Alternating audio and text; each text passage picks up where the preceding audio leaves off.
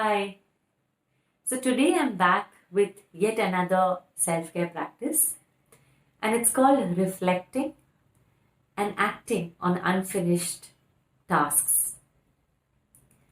So we all get into tasks or relationships in an euphoria. We feel that we are called to do this, we feel we are meant for this, and we get into it. But as we go along, interest dwindles. We lose interest, we lose connect of why did I make this decision? And at times we shelve it away. And this becomes unfinished. Now, while the task is unfinished and it goes out of your radar or out of your schedule, it lingers inside in our mind and in our body, in our system, as energy that's incomplete. And this energy, this incomplete energy, this energetic feeling keeps gnawing us inside, but we really don't understand it. When do we understand? What happens is when we are in a weak moment, a vulnerable moment, an emotionally vulnerable moment, this comes back to us, and this could give rise to self-critical thoughts or feelings of, I'm not good enough, I don't finish things. And that can damage confidence and self-esteem. So friends, there is a method in this whole madness of finishing or completing these unfinished tasks. Step 1. Make a list of all these tasks. Go back to your childhood. What did I unfinish? What did I not finish? I remember I had joined a typewriting course when I think I was 14, 15. And for a long period of time, this kept coming to me as unfinished task. So like that, in childhood and adulthood, adolescence period, what are the relationships, what are the tasks you entered into in an euphoria, but you have left unfinished? Make a list of all of them. It can take a few days, it can take a few hours, but it's worthwhile. That's step 1. Step 2. Measure the energy leak that is being caused because of these unfinished tasks. Because anything we measure, we are able to see it. The impact we're able to see. Now, how do we measure really?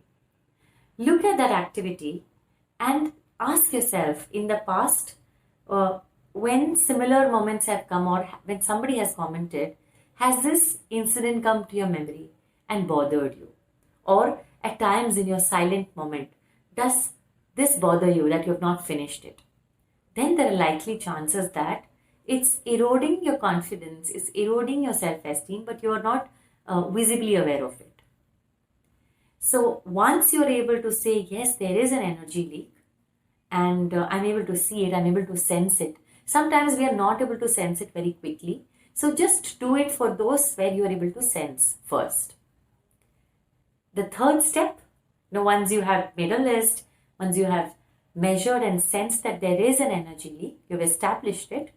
The third is to plug the leak. It is to act. Now, how can we act on it? There are 2 ways. So the first way is the first thing is we ask ourselves, is completing this activity or this relationship important to me today? So when I asked myself, is completing this typewriting course relevant and important to me today? I told myself, no, it's not. So when the answer is no,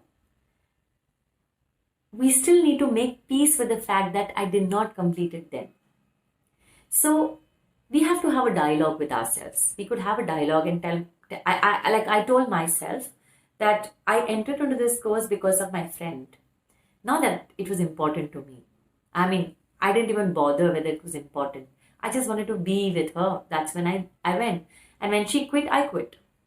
So it's okay. Today I am by myself and I don't need anybody to enroll into a course. And that was a one-off. That was a matter of that time. So this way you can have a dialogue with yourself. And it is not a rationalization, but it's actually a deep conversation that you are having with yourself, an adult to adult conversation. And you can make peace with that and let it go literally from your system.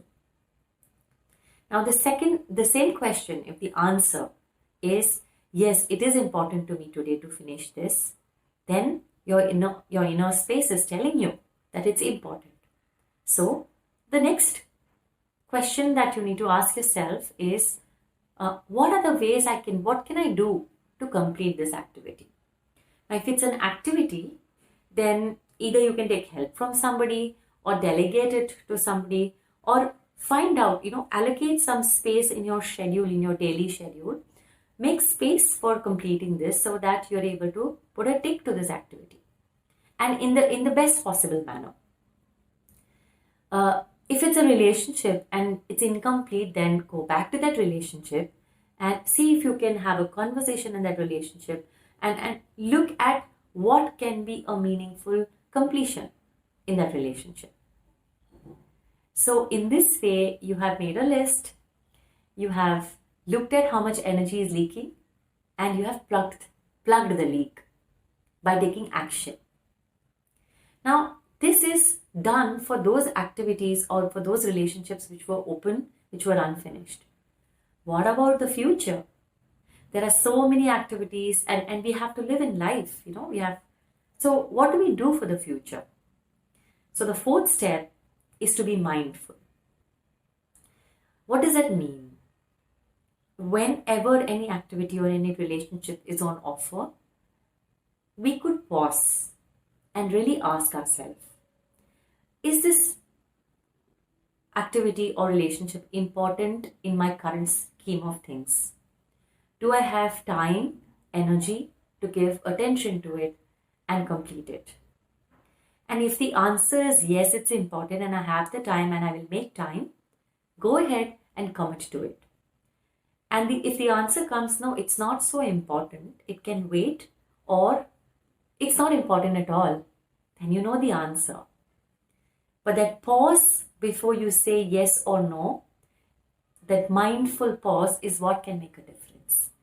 And hereafter, when we are mindful, there is no way we create unfinished tasks.